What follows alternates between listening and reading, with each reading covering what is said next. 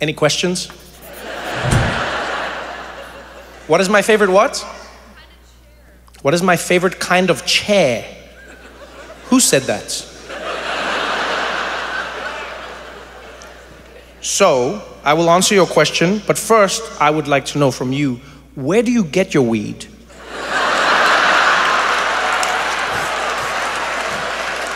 That is one of the wildest questions any human being has ever asked me in my entire life. Are you saying like rocking chair or office chair? What are you looking for from me? I'm so intrigued by you right now. Like a rocking chair, or that's literally what you were asking me. Yo, those brownies are dope. Like, what kind of chair does he like? Like, I just want to know. I do like rocking chairs. My favorite chair is a swinging chair. Any chair that's suspended on like a chain and then swings, I like. But not a bench, the chair.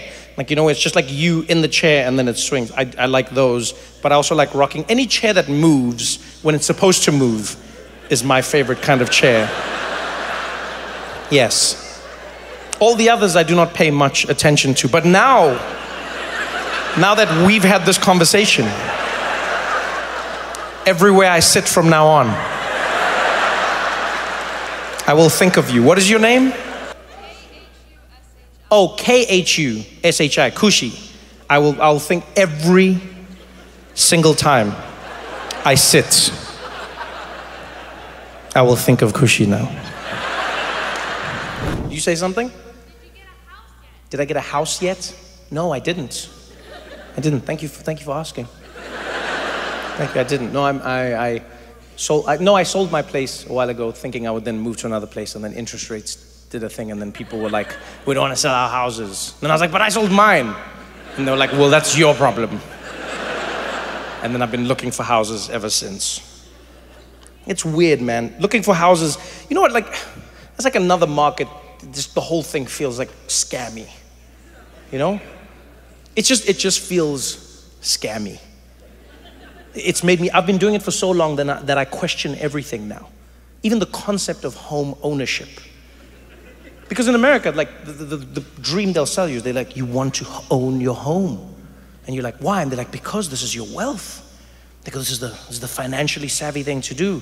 But then when you look at the numbers, you're like, why does it feel like I pay more than if I rent? When they're like, yeah, don't worry about that. This is the better one.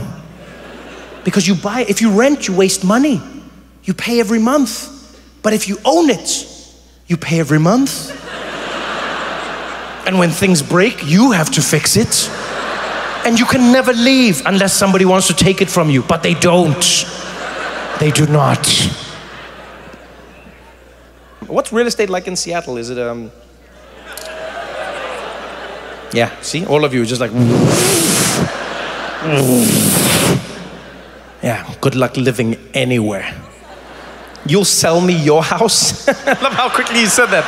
You're like, I'll sell you my house. I'll sell you my house.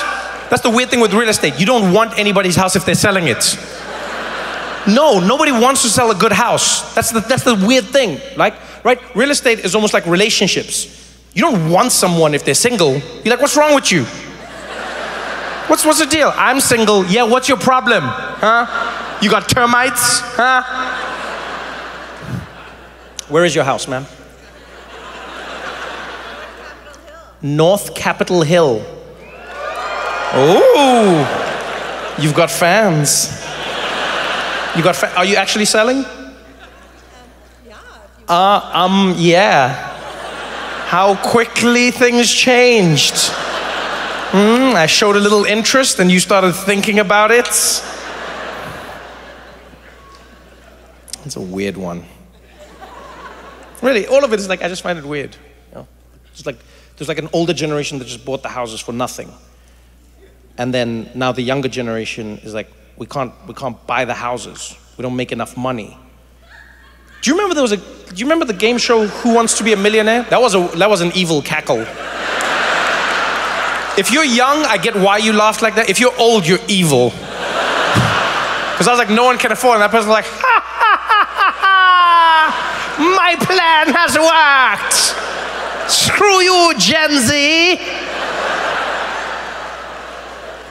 People always give Gen Z shit for not wanting to work, but I'm like, but why would you want to work if there's nothing to work for? Do you know what I mean? Like, what's the point of like grinding away if there's literally nothing? Because before you'd be like, I work hard so that I can put a roof over this family's heads. And then now it's like, I work hard so that I can, no, I can't do anything. How would you do it? Like, how old are you, sir? 14. You will never buy a house. It's finished for you. Is this your mom? You just have to wait for her to die. That's it. That's your only hope. Do you have any siblings? You've got one, older, younger? Younger. Oh yeah, so it's you. You're gonna be the first one. She looks like she loves you. She looks at you like she loves you. You realize in like 4 or 5 years, that look's gonna change. What's your name? Jack? Yeah, she's gonna be like, hit the road, Jack. And don't you come back. And then you're gonna have to go look for a house, Jack. You won't find one, Jack. And then your mom's gonna be like, I worked and I got this house, you can do it too, but you can't, Jack, she's lying to you.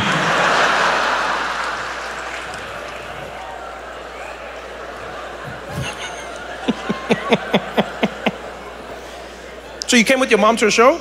That's super cool, man. Good for you, good for you. Hi, mom. Did you bring him or did he bring you? Wait, oh, you? She said, of course I brought him because he doesn't have any money.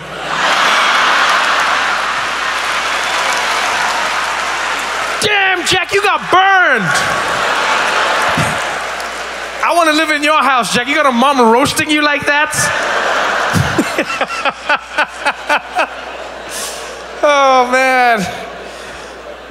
Oh, damn, I can't imagine your life, Jack. Just walking around. People are like, oh, where's your house, Jack? She's like, oh, he doesn't have one. He lives with me, broke little bitch. No, it's good, Jack. It'll toughen you up. It'll toughen you up. Do you own the house, Mom? You do. Congratulations. So are you going to hand it down to them? Wow, she paused. Damn. Damn, Jack. She was like, Damn, Jack. Say again? He wants to live in LA. Jack, you will not get a house, Jack. What are you not understanding, Jack? Why do you want to live in LA, Jack? Well, I also want to live in San Francisco. You also want to live in San Francisco. Jack, do you ever go on Zillow and see what's happening in these places? Shit is real in these streets, Jack. You're like picking dream location. You know there used to be a game show called Who Wants to Be a Millionaire, Jack?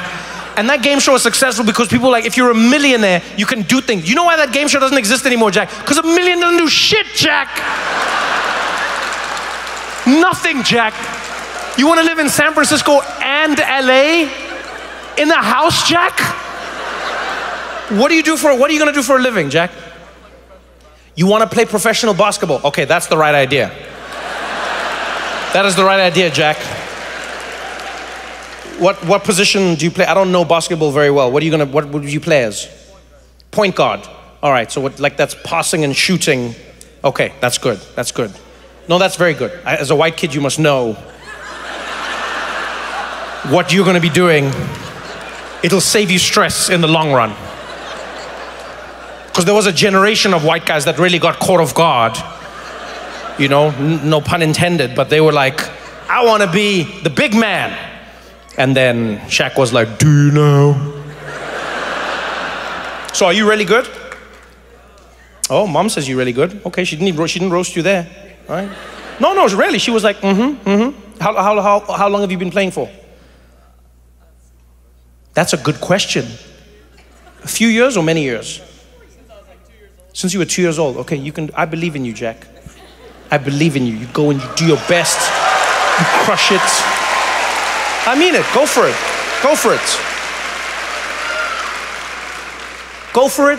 Live your dream. What's the worst that can happen? Maybe you don't make it into the NBA. Maybe you play in another league. You play like in Europe. Some of the leagues are growing. Things are getting better, right? So you can play in other places. You can even come back. Look at Wembanyama. He got drafted. He wasn't even in like the lower leagues in America. So you can just come at any time. So don't let anybody tell you can't follow your dreams. You can go. You can crush it in the NBA. And even if you don't worry. You still weren't going to get a house, Jack. So nothing changes, Jack. Man, this is fun. I'm loving this. No sports. People just come to the show fresh. I like that. I hate it when people come after sports. I have to hope that your team has won. It's just too much pressure on me, you know? Last week, the Springboks lost. People came to the show. They were grumpy. This was like a row of Afrikaans guys the whole time just looking at me like... It's like I was the ref. They're just sitting there in their Springbok tops, all of them. I mean, it could have been the team. I don't really know. I don't... No, because I don't know what they look like. I only know a few guys. Could have been them. They're super angry. Afrikaans people get angry when the Springboks lose, eh? Bloody ref. The ref robbed us. Stupid ref. Bloody guy giving out yellow cards like it's bloody Christmas here, man. I'm like, what? Who gets yellow cards for Christmas? That's not the point. Shut up. You know what I mean. What a horrible Christmas there would be. Merry Christmas. Yellow card. 10 minutes. Go away. Go away. I'm not surprised when the guys get angry, you know? I'm not surprised when Afrikaans guys get angry because rugby itself is a very angry sport. It's just like, you know, like I always get weirded out the way they tackle each other. They're crunching and they're busy punching and fighting. And, you know, it's weird for me when the ref stops the fights. That's the weirdest thing. Like, he'll stop it and go, hey, guys, come on. We don't need that violence in this sport. Come on. And they go, play the game. That's better. People walk off the field bleeding, bruised. One guy came back on with a bandage. Why would you come, like, you're bleeding. Just sit, you bleed. Like, blood is your body's way of telling you to stop. That's what your body's saying. And you come back, what are you doing? Where's your mom? Just sit down and relax. No, I want to play rugby. You're not playing rugby, you're suffering rugby. That's what they should say. I suffer rugby every Saturday. Such a rough sport. And then you get these ministers that are like, we demand a quota system. We want more black players in the national rugby team. And black people are like, maybe you, Baba. Maybe you. Ngena. Me, I'm here. Me, I'm here. Quota system.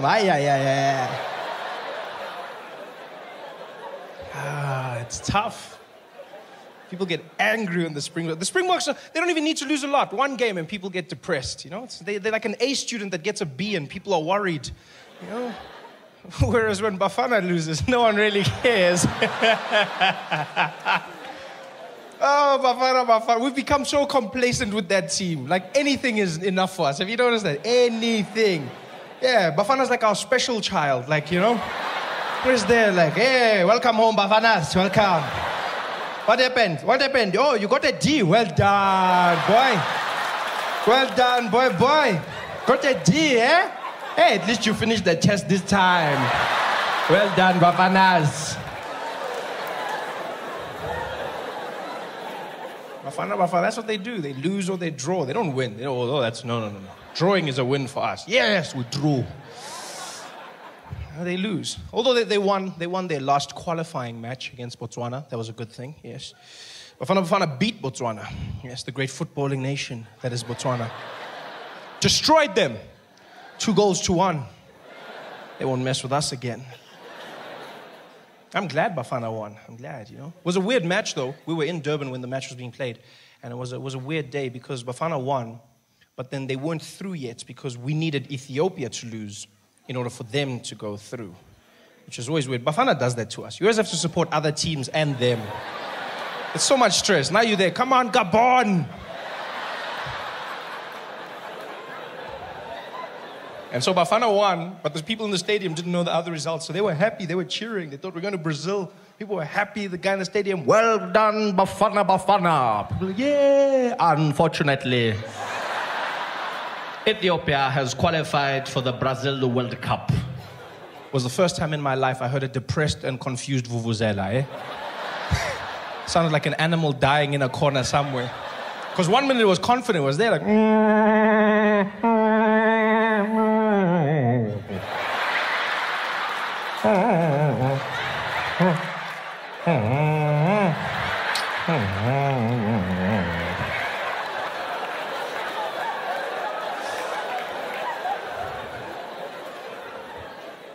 But it's good. It's good that they won, you know? They needed to win. They needed to win. The only reason I want Bafana to win is because whenever Bafana loses, xenophobia goes up in South Africa. Yeah, this is a trend I've noticed. I started seeing this. It even happens at the matches. Zambia played against Bafana, beat them, and then when the Zambian team was leaving the stadium, the Bafana fans started throwing stones at the Zambian bus. Yeah, throwing stones, thousands of fans. Could have hurt the people badly. I don't know why they weren't throwing at Bafana, because they didn't win. But they were throwing at the Zambians. Could have hurt them. Nobody was hurt though, luckily. Yeah, because it was Bafana fans, so the stones were just like... just couldn't hit the targets.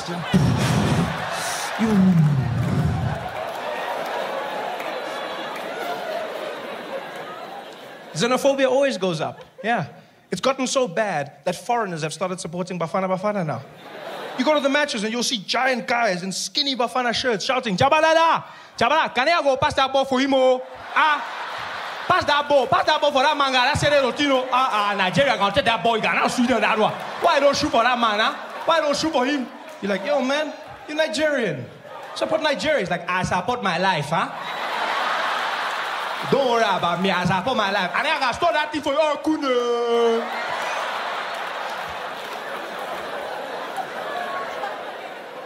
It's tough. It's tough out there. But it's good times, though. It's good times. It was a good game to be at, the Bafana versus Botswana. A lot of people came out to the stadium to watch, you know. There were dignitaries, a lot of politicians. The ANC was out in full force. They were attending, you know. The DA didn't come.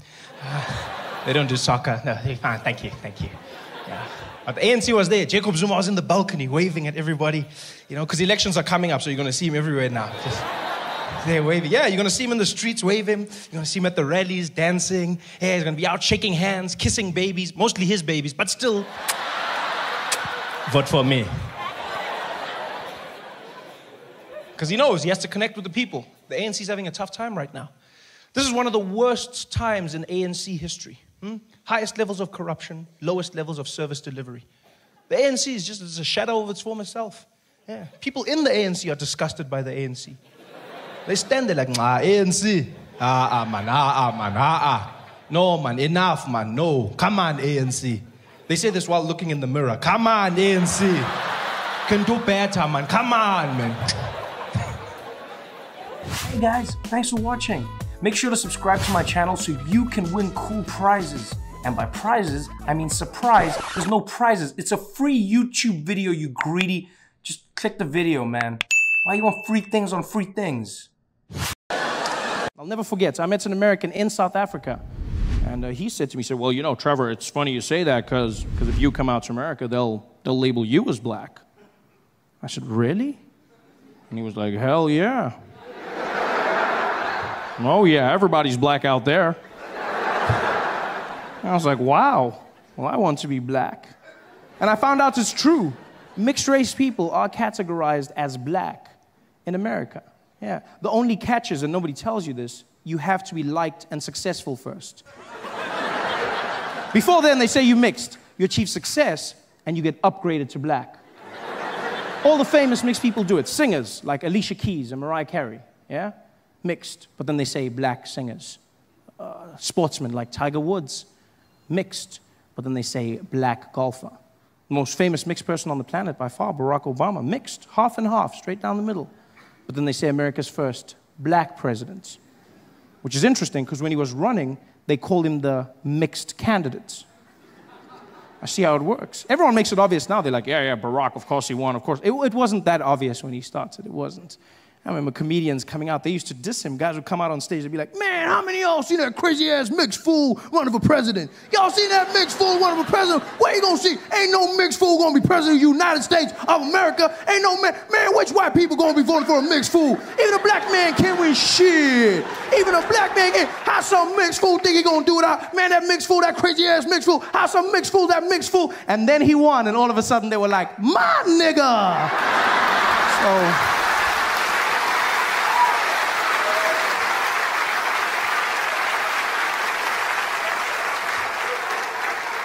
So I see how it works, you know? I understand. In order for me to become black, I have to work hard at it. And I'm willing to do the time. Yeah. I took the first opportunity I could. Bought myself a plane ticket from South Africa, and I said, I'm going out to America. I'm going there, and I'm going to be black. And I got on that plane. It was an 18-hour flight, 18 hours of non-stop flying. And I sat there in my chair, and I spent every moment practicing being black, just practicing. I was like, I'm not going to mess up this black opportunity. I just sat there, just working through everything. I was watching every black movie and TV show, just going through it. Yeah. You know what I mean?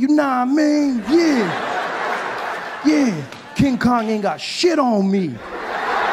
Yeah. What you talking about, Willis? I was grinding it. You laugh, but 18 hours of flying, and I landed in JFK, and I was fluent in my black American. For shizzle my nizzle. I was walking around. I was so black, I was even laughing black. I was like, ha, ha, ha. Yeah. My man. Ha, ha. Should have seen me. It was like, oh, this you? That has to be the personification of cool, in my opinion. There's nothing cooler. Black Americans are so cool, they can make you feel good about yourself just by asking if you are you. You don't believe me? Get a black American man to come up to you and just be like, hey, yo, this you? Nah, this you? And you'll be like, I think it is.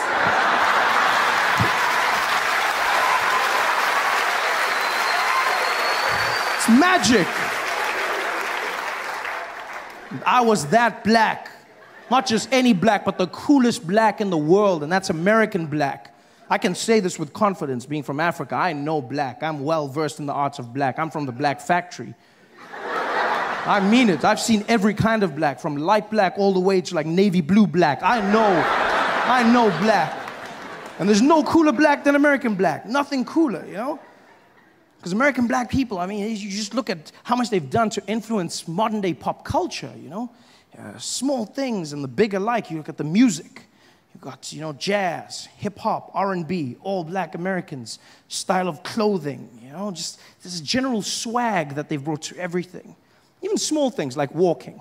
I mean, walking is such a mundane activity, isn't it? It's just there's nothing cool about this thing. You just move from one place to the next, and pretty much everybody can do it. This is it. There's nothing. And then black Americans came along, and then they just added in that bounce, and then all of a sudden you look really cool. You just, you know, you look like you have a purpose. You've just got that. Yeah, look at this. It's super cool. And it must be hard for an assassin to kill you. Just like. That's why if you look in American history, no black man was ever assassinated whilst walking, ever. So it was when they stopped and said something. Bang! That's when they were, because they got to walk. That's why if you look, Obama, every time he comes out of the jet or makes a speech, he's always just got that little bounce just before. Because in his head, he's like, you never know. Got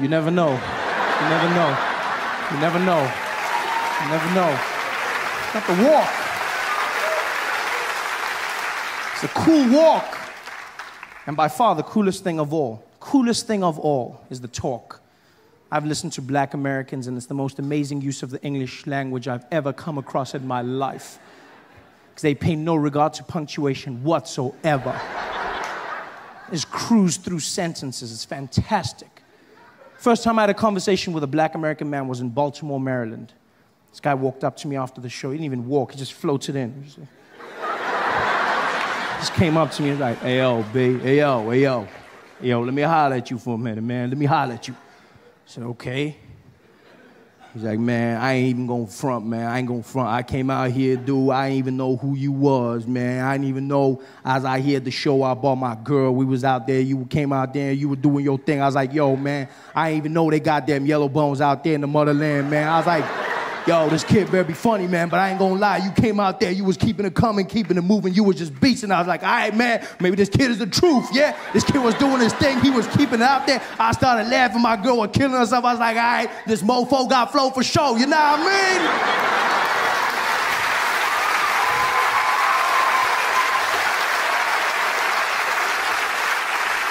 And I was like, no, I don't. But I love it. It's the most amazing use of English I've ever come across in my life. Just that one word alone. Just the strength of that. Nah mean. Do you know what I mean? You nah mean? It just... It sums it all up, doesn't it? It's just, neither question nor statement. It's just, like, why have we been wasting our time with syllables for so long? I don't understand. It was a crazy day today, you know what I mean? Yo, that shit was crazy, you know what I mean? It just flows, it's magical. It says it all. I feel like I've wasted years of my life without "nah mean." I wish I could go back in time and relive my favorite moments, watch my favorite movies again, seeing them bring to life. This is Sparta! Nah mean! Power. That was probably the worst time ever, is flying into America as an African during the Ebola crisis. It was the craziest thing I've ever seen in an airport. You'd walk in, there'd be tension, they'd usher everybody into a special quarantine area, ask you questions that they don't normally ask. The number one question they always ask was, "Sir, have you been in contact with Ebola?" They'd always ask, "Sir, have you been in contact with Ebola?" I love the sincerity of the question. Like there was a chance my answer could be yes. And next stop, Disney World. Like what kind of person do you think I am that I'd still be embarking on a journey, having knowingly been in contact with the most deadly disease on the planet? Like who do you think I am that I'd be there like, I don't care. Booking.com has a zero refund policy. I'm going to Disney World, even if it kills me, Mickey Mouse, and everybody else, I'm going. Have you been in contact with Ebola? And they always said it like Ebola was like a distant relative. I love the phrasing. Have you been in contact with Ebola? Yeah, I spoke to him last week. He's doing well, eh? Thank you very much for asking. Ebola made flying a nightmare.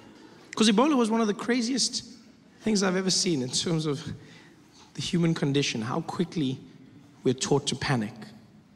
You know, 1 minute I'll be flying, I'll see people of Middle Eastern descent getting pulled, random selections, beeping through the machine. And then Ebola happened, and all of a sudden the focus shifted. Focus shifted, and now it was Africans getting pulled aside, Africans waiting.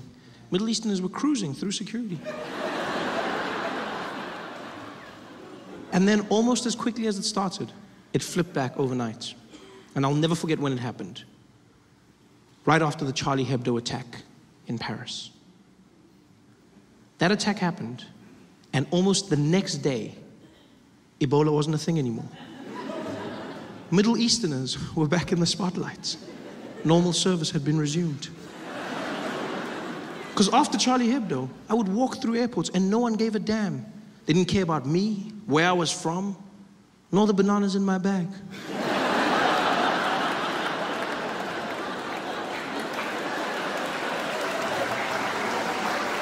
I just cruised through security. Charlie Hebdo.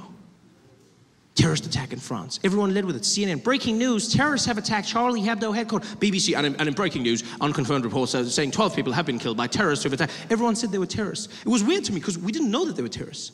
We just knew that they were Middle Eastern. But immediately we went to terrorists. Because if you're Middle Eastern, that's a terrorist. That's the world we live in now. Yeah, if you're Middle Eastern, terrorism is your trademark. It's so crazy how easy it is to get people to hate a group of people, because that's what happened. Charlie Hebdo, and then everyone started saying things about Muslims. These damn Muslims, we gotta stop Islam. That's what we gotta do. We gotta stop these Islamists, these Muslims. Now, I'm not saying all Muslims are terrorists, but all terrorists are Muslims. Yeah, it sounds really smart, doesn't it? It sounds really smart. Yeah, but it's not. It's stupid and it's hate speech. That's what it is. It really is. We've become a culture of distrusting, angry people. That's who we are. Everyone's angry. Weird angriness as well, in places where it shouldn't be. I was in Checkers the other day. I'm just shopping. It's a normal experience, I get to the cashier, and those people are so angry. Like, I don't know what Checkers does to their employees, but they're clearly not enjoying it. Because I get to the till, she doesn't greet me, she doesn't even look at me. She just pushes a little conveyor belt thing. All my groceries pull up, and they're like, doot, doot, doot, doot, doot, doot, doot, doot, doot, doot, doot, doot, doot, doot.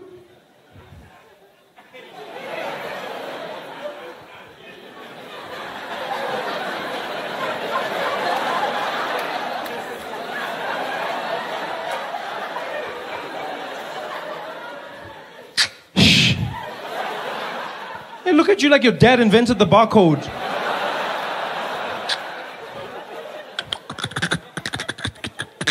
Doot.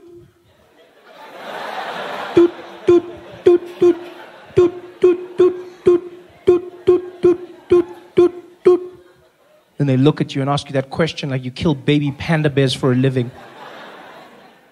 Plastic. No,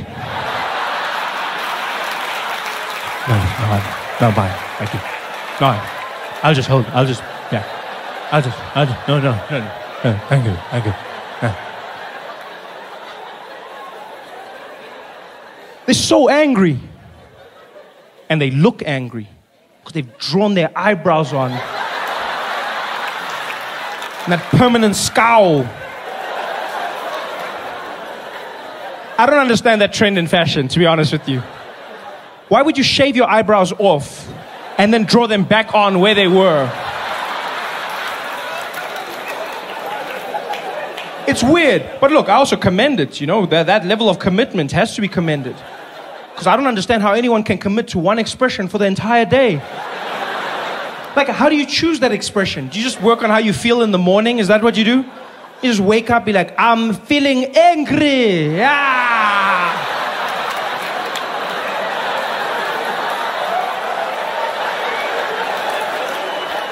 What if something good happens? Something good. You can't even, you'd be like, yeah, Tembi, you won the lotto. Yeah. You don't look happy. I just can't show it. I'll draw it tomorrow. Hey there, thanks for watching. Now, all I need you to do is click on that little circle on your screen. Yeah, that one. Oh, yeah, just like that. Hold on. Yeah, click.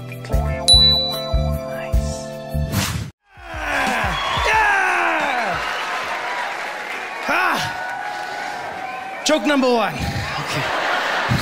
I'm kidding. Just get into it. Don't waste time. Straight into it. Welcome to the show. Welcome everyone. Welcome. How you guys doing? Thank you for coming. Thank you. Yeah. Thank you for coming out. So good to see you here. It's been a wonderful journey. It's our last tour of South Africa for a while before I leave, go to America. I'm gonna go for 2 weeks, and then when I come back, I'm gonna be talking like this. I don't know why people do that. You know what the worst thing is? Is you talking like that. That's the worst thing. It's been so much fun, man, traveling around South Africa, you know, trying to write new material for a new show. It's always difficult. The easiest stuff to write, I find, is political stuff in South Africa. It's too easy now. It's become, you know, like you give comedians credit. You go, oh, he's so funny, but we're not geniuses. We really aren't. Like the guys in power, they do it all for us now. They're actually taking our jobs. It's not cool. It's not cool. Because soon you guys are gonna figure it out, and you're gonna stop coming to the show, and you're gonna start going to press conferences, and you're not gonna. Then you'll be like, oh, where are you guys going? On Friday? Oh, I'm going to the Zuma press conference, eh? Oh, bro, like, yeah, that guy is just, he's my favorite, eh? Yeah, can you sign my DVD? Can you sign my shirt? Sign my shirt. Yeah. It's absolutely crazy. I'm glad the rain stopped for a little bit. It's been heavy, you know? Roads have been flooded, and there's been lightning and thunder, and, you know, it's been crazy. These storms are everywhere. I find myself laughing these days when lightning strikes, you know, especially when it's those big ones where you feel like it hit like the next road or something. Because every time I see lightning, I think of the MEC of the Northwest, MEC of Safety and Security. True genius, true comedic genius. Like, we all have our mentors, and, you know, I look up to guys like him. No, because he came out after, what happened was, there was a funeral on the weekend, and what happened was there was a lightning storm, and lightning struck the people at the funeral, and 9 people were killed instantly. There's nothing funny about that. 9 people dead, gone. Nothing funny at all, although it must have been a bit weird, because, like, you know, you're there because someone has died, and then it's a bit awkward now. You don't know if you carry on here or do you know, but it's a bit, you don't know. And then you're like, do you put them in? Because you know there's going to be like one uncle who's like, no, there's space, put him. I must buy another box. It's just like, you know what I mean? And if you've got like one of those possessive mothers, you know those mothers that love their kids, probably then she's crying and then everyone's like, and then they're dead, and then they're like, oh, then she's like, don't you dare, don't you cry for them. You don't cry for them. You came here for this. You came here, you save your tears and you cry where hey, they freshly dead. You can cry for them next week. You don't, you bring those tears here. But there's nothing funny about it. And so what happened is on the Monday after the funeral, the MEC came out and he held a press conference. And he was there and the journalists had all gathered and it was very serious. And he came out there and the photographers and everyone was there and he said, we have had what have happened on that funeral. Let it be known that we will launch a probe and we will not rest until we know where does this lightning come from. Not rest. His assistant was probably like, up. He was like, we're up. We want to know, where does it come from? I didn't even make the joke. He just said this. I just repeated it to you. It's like, you see. And now it's election time, which means politicians are out in full force, kissing babies. Helen Zille is dancing again and speaking Xhosa. You know it's election time, you know? ANC comes out with a huge campaign. If you are not happy about service delivery, then you must vote for change.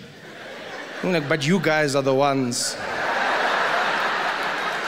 Yeah, but we'll change. You're like, so what, must we vote for someone else? No, don't vote for someone else. Just keep it here, keep it here. Yeah, keep it here. Just keep it here. Oh, yeah, bring it back, keep it here. Keep it here, yeah, bring it here. No, we'll change. Just keep it here. Yeah, whoa. You got the DA chasing after them. I mean, I like the fact that the DA is the official opposition, but like, they can't point out everything. Like, after a while, it just gets boring, you know? DA doesn't tell us what they're gonna do. They're running around telling us everything the ANC's not doing. Look at him! Do you want a president who doesn't tie his shoelaces? Look at that! It's just shoelace, but still. It's become ridiculous. They chased after the ANC and exposed them with the whole Gupta thing. Did you see that story? The Guptas, one of the most famous families who apparently own the whole of South Africa. Like, they just own everything, including the Zuma family. And basically what came out was they said, yes, this family runs the Zumas. They run them. In fact, when President Zuma became President Zuma, they summoned him, the Guptas summoned him to their residential abode, and they paraded him in front of their friends and family. Paraded him. This is what the DA said, parade. I think they're pushing it, like it wasn't paraded. It wasn't summoned, he was probably invited. It wasn't summoned. You know, it wasn't paraded. Because when they say paraded, like I'm sure it was their meet and greet, new president, we rich, you president, how you doing, here's some money. It's a cool, you know, we understand, but it wasn't like paraded. Because when you think of paraded, it makes it seem like that Indian family was sitting there, the whole Guptas, there they were, and they were like, everybody sit down, he's coming. Sit down. Sit down, party, sit down. We got a Zulu man, he's coming. Yeah, he's coming. Yes, he'll do the dance. Sit there. Have you got your popcorn? You got your popcorn. Okay, everyone got it. Done. Dim the lights. He's coming. Dim the lights. He's at the door. Start the music.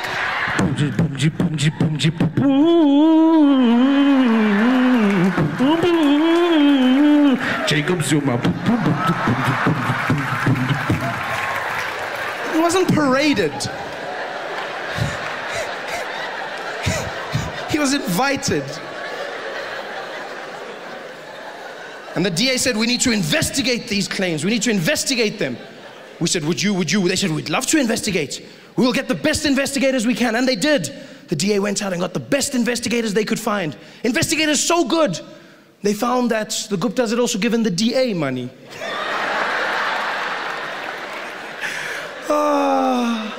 Priceless. Hey there, thanks for watching. Now, all I need you to do is click on that little circle on your screen. Yeah, that one. Oh, yeah, just like that. Hold on. Yeah, click. Nice. White people love being flabbergasted. Come on. You know exactly what I'm talking about.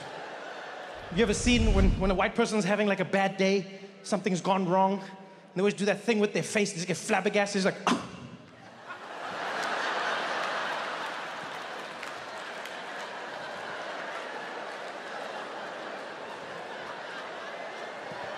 White people love being flabbergasted. You'll see it in supermarkets all the time. There's like a long line, right? Like only one cashier is open. Everyone's standing there patiently. There'll always be one white person who pops out like,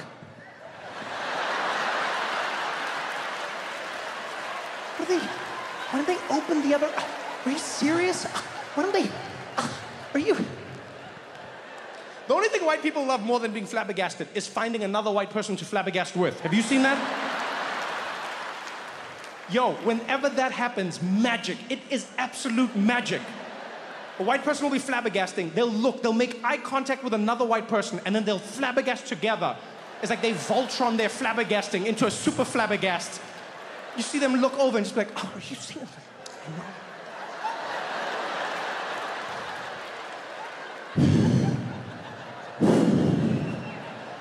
And that's one of the keys to flabbergasting I've learned. You have to exhale. You have to let it all out. Life is so hard that the air has to leave your body. You can no longer even breathe. That's why there's so many tornadoes in the Midwest. It's just white people flabbergasting. It's like...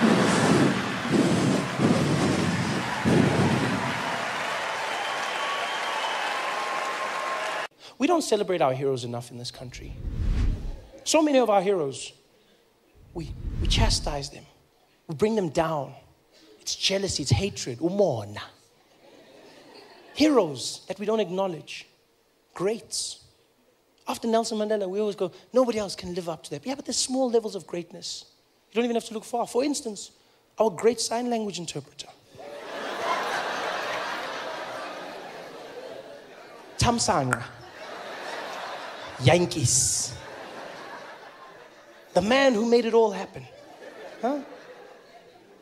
He was there at Nelson Mandela's memorial service. A service that the whole world was watching.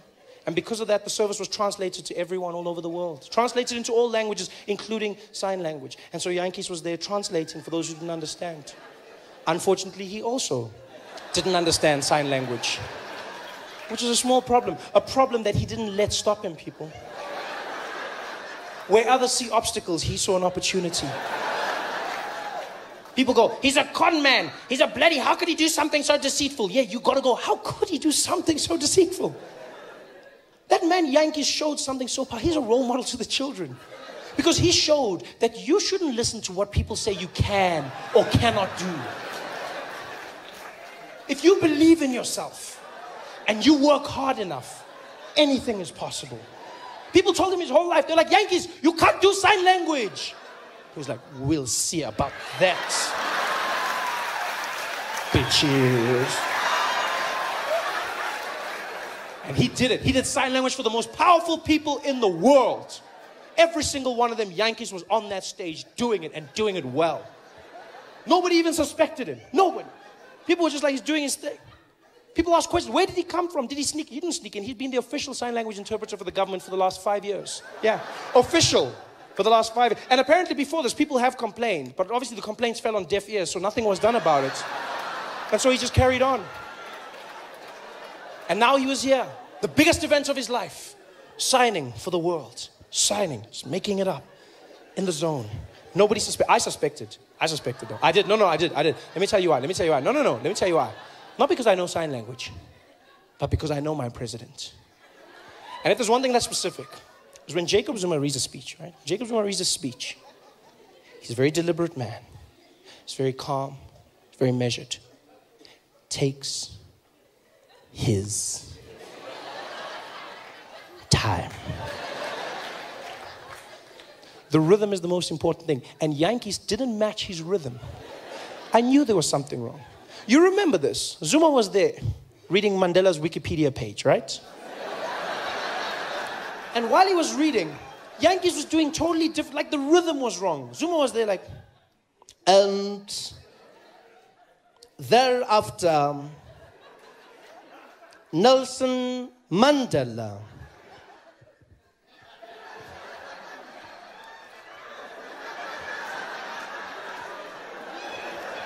went to Robben Island.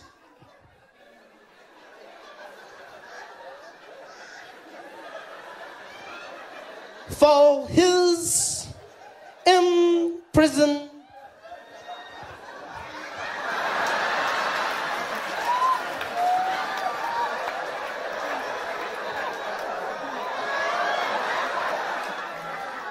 Term and to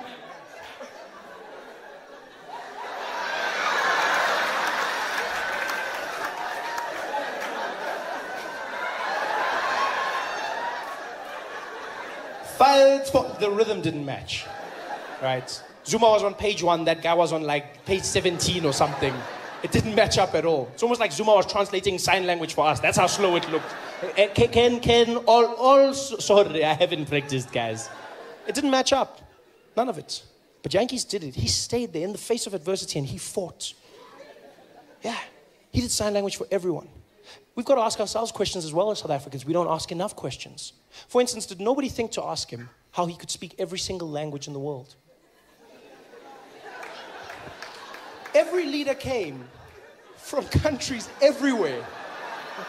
They spoke in their language. Jantjies translated for everyone.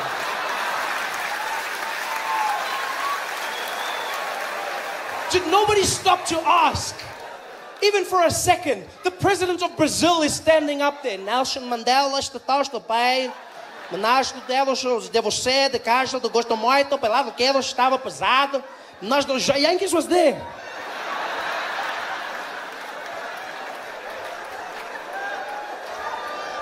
Did no one say, hey, Jantjies, you can speak Portuguese?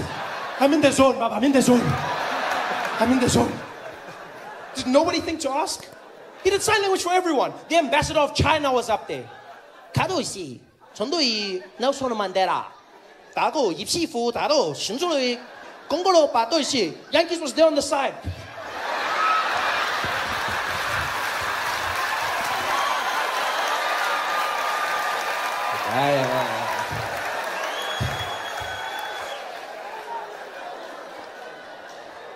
He just made it up. He made everything up. And he did a great job at it. He did a great job. But then, like a true South African, he just took it too far. Enough wasn't enough. That's our problem in South Africa. That's all it is. We don't know when to stop. We take it too far. The same thing happens with tenders, all of these things. Guys are stealing houses and everything. I go, guys, I understand you want to steal. I understand that. I understand. But if you get a tender to build 10 houses, steal 1, build 9. At least 9 people have houses. Don't steal all the houses. Somebody's going to notice. And then you can't steal more houses. But no, we want it all in South Africa. We take it one step too far. That's what Jantjies did. He had done it for everyone. He'd done a great job. The best fake sign language the world had ever seen. He had gotten away with it too, until Barack Obama came up to speak. This was a speech that was going to be performed by the most powerful man in the free world. 90 million people watching that speech.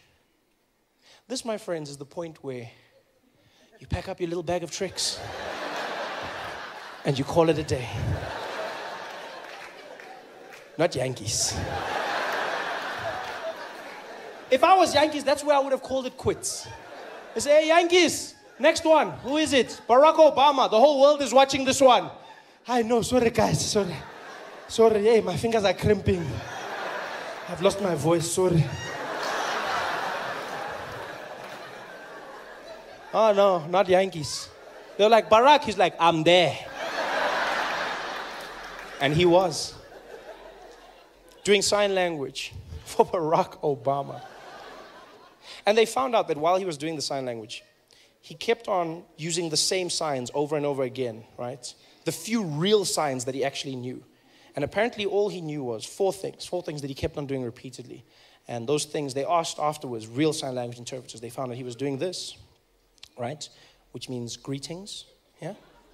Greetings, he kept on doing that. Another one he loved doing was circle, yeah? Yeah, circle. One of his favorites was smoking, yeah? And every now and again he'd go, get a little bit of that. That's all he did, over and over again. Can you imagine that? Nelson Mandela's memorial, Barack Obama pouring his heart out. There he is, Barack Hussein Obama. And Yankees.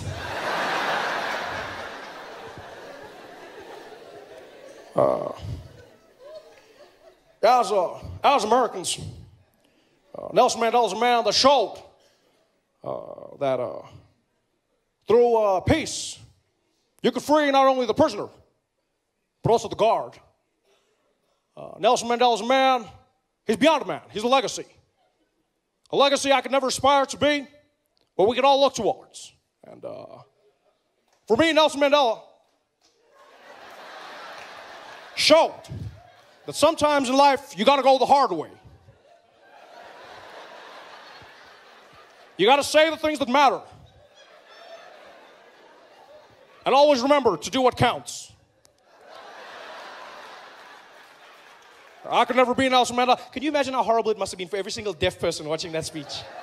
Imagine what it must have been like as a deaf person watching that at home, sitting there. That must have been the craziest thing they've ever seen in their lives. Deaf people just watching going, hello? Hello? What? Why is he talking about smoking? Why is he talking about smoking? Talk about Nelson Mandela. I'm talking about, talk about Nelson Mandela. What's wrong? Why is he talking about, what? Hello? Why did he? This is the worst speech ever. There's something wrong with this guy. Barack has a smoking problem. What the hell? Talk about Mandela. This guy, what's wrong with him? This is the worst speech. I can't listen anymore. This is horrible. This is horrible. Tell me when it's finished. I can't do this, man.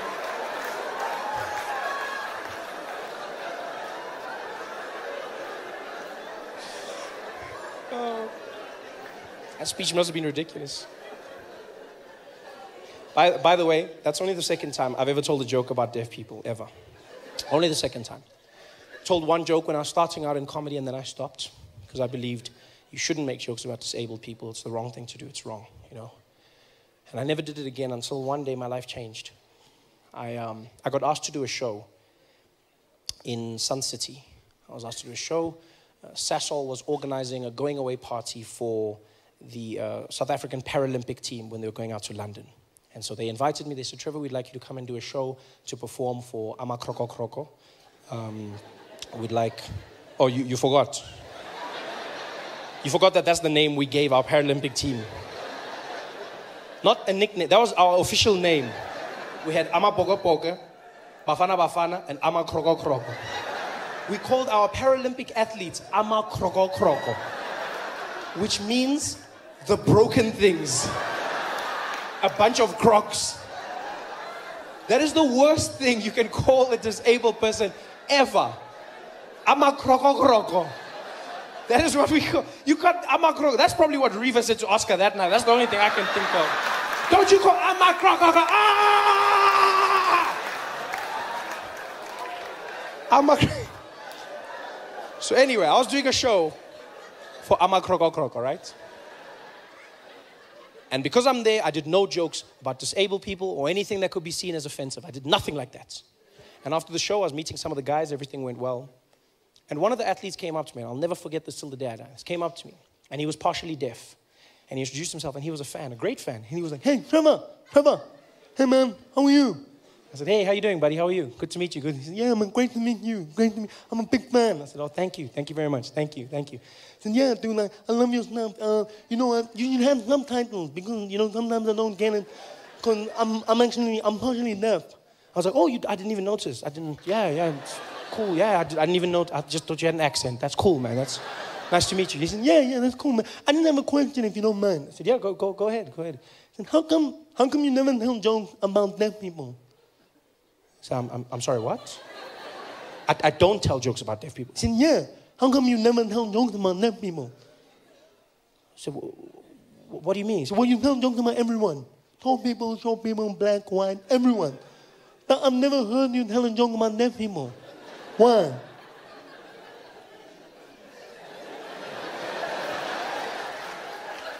So you've never heard me...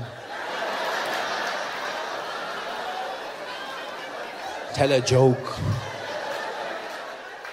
about deaf people. Yeah. No, man, not like that, you stupid.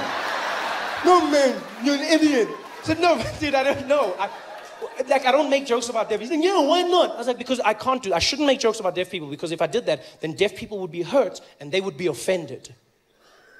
Why would we be hurt? It's not like we don't know we're deaf.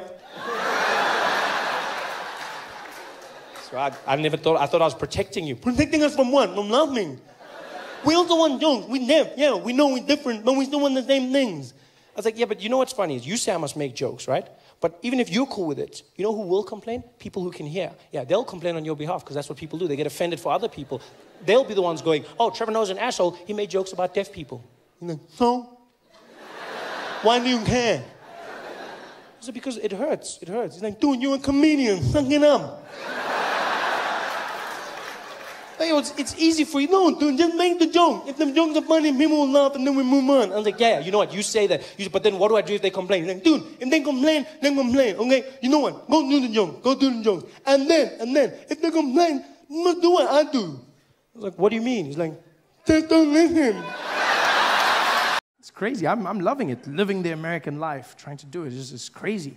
You know, so I had to learn how to drive out here, which was fun. To get a car, obviously, which I just almost couldn't get. You have to fill out forms, and then they want your credits. And in America, credits is very important. I don't understand the concept. I'm in the car dealership, and there's this Asian gentleman helping me. We're going through the forms, and he says, so how long have you lived in America for? I said, I haven't lived here for long. He said, oh, this not good for you. This not good for you. I said, what do you mean? He says, no, you cannot lease car in America unless you've been here a long time, because then you don't have credit, okay? You don't. I said, well, I've got the money to pay for it. He said, yeah, that's not the point, okay? That's not the point. In America, okay, in this country, we want credit, okay? Our country focus on credit. If you got good credit, you can buy anything. We don't care about money. We want credit. I said, well, credit is the assumption that you can pay back the money. He's like, no, that don't count here, okay? In our country, you have good credit, you can buy anything, okay? You got good credit. He's like, our country. And I was like, look, I hate to be rude, but when you say our country, do you mean our because you live here now, or our because the Chinese own it? And he was like, it's a bit of both, okay? Yeah, but no credit for you, no car. Okay, goodbye. I had to just buy myself a car, you know, it's a horrible thing, drive around. And that's the worst thing, driving in America, wow. On the other side of the road, you feel like a rebel, you know, until you see the other cars coming, and then it's not so much fun. You know how many times I did that just going to the wrong side? And don't trust movies. It's not easy to do that whole thing.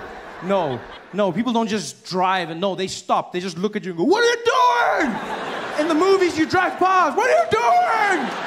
Aren't you supposed to know? They don't drive. They just wait for you to turn around. And the street is so small. You're doing one of those turns, just watching them in your shame, just like it's horrible. I had to practice for months. It was the worst. I remember I drove into a street once. I thought I'd learned. It had been months. I'd been doing it well. And then I turned into the wrong way. And I saw this little old Asian lady driving towards me. And I was like, no! And there was nobody else. So I swerved the car around. I was like, whoa! I was like, yeah! Hero! And I drove, and there were 50 cars coming this way. And I was like, you bitch!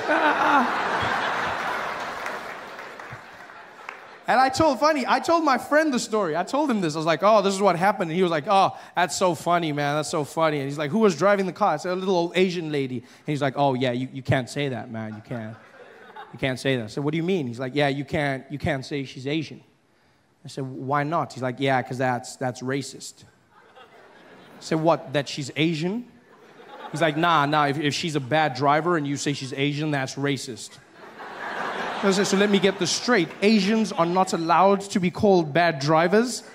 Is this not racism in itself? Everyone else is allowed the world of bad drivers. But if I'm driving on the freeway behind an Asian person and they're swerving around, and I go, this bad driver, you drive like crap. And I pull up next to them, I'm like, oh, no, sorry.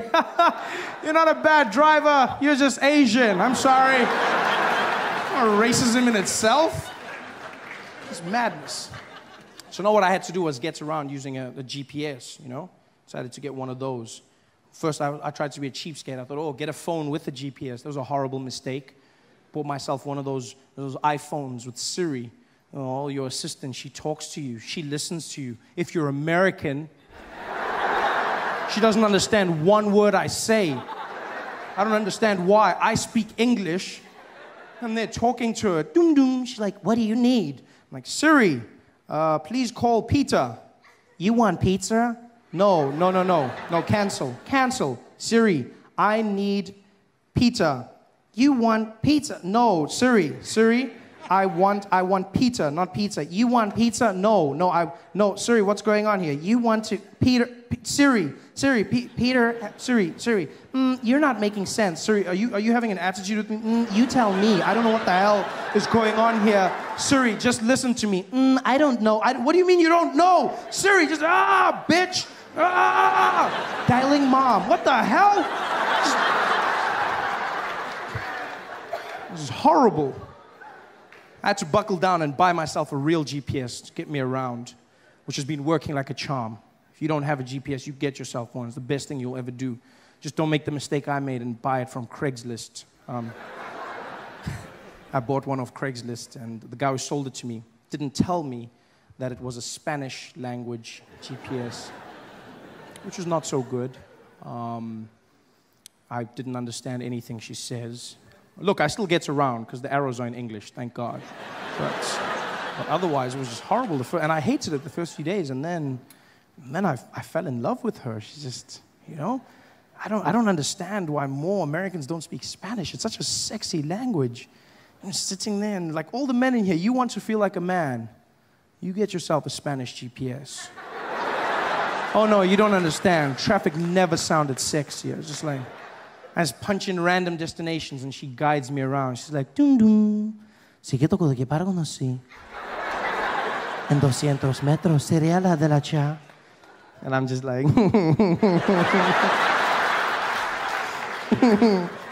oh shucks, Tom Tom.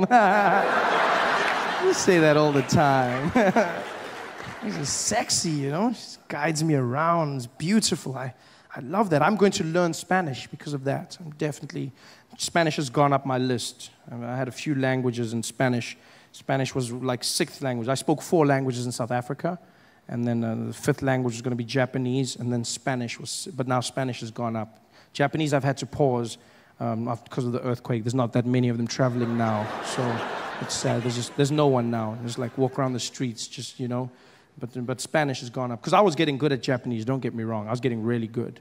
You know, I could say, and it's a great language. It's powerful. Because you speak Japanese from your chest, it makes you feel strong. Hey there. Yeah, very strong. Whereas English you speak from the head and the chest. You know, do you know what I mean? You speak it head and chest. You wouldn't know this. You wouldn't know this if you listen to many coastal girls in America.